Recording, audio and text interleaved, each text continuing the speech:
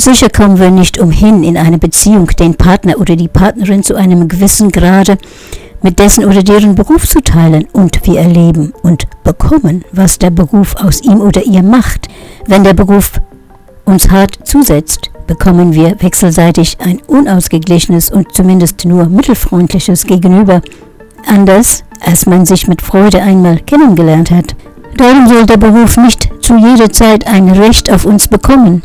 Das Sonntagsgebot, am Sabbat sollst du ruhen und am Sabbat sollst du feiern, schützt nicht nur unser Seelenleben vor der Vereinnahmung durch die berufliche Identität, es schützt auch die Partnerschaft vor der Enttäuschung, die entsteht, wenn der Beruf so viel Einfluss auf das Wesen, das Verhalten und die emotionalen Freiheitsgrade des Partners oder der Partnerin hat.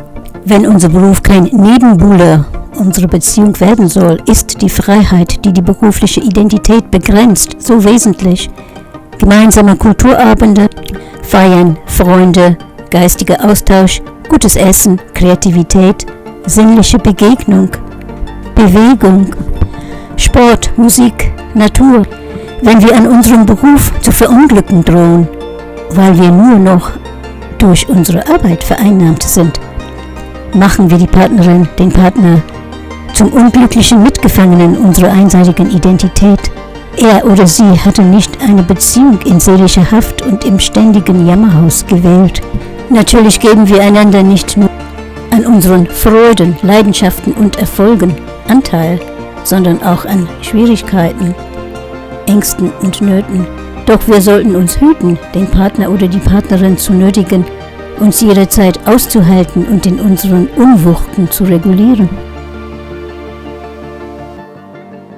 Auch darum ist es wesentlich, aus innerer Freiheit, aus Vertrauen zu leben, regulierende und stärkende Zeiten zu lieben und zu pflegen. Denn was wir uns selber nicht ermöglichen, uns selber nicht sind und geben, sollten wir nicht von unserem Partner fordern. Wir sind einander kein Heiland.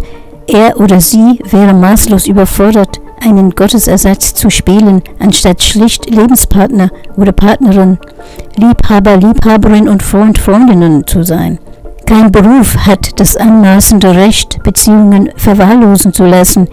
Jene Wahrheit, die darin besteht, einander ein Freund, eine Freundin der Seele zu sein und miteinander das Geschenk des Lebens zu teilen.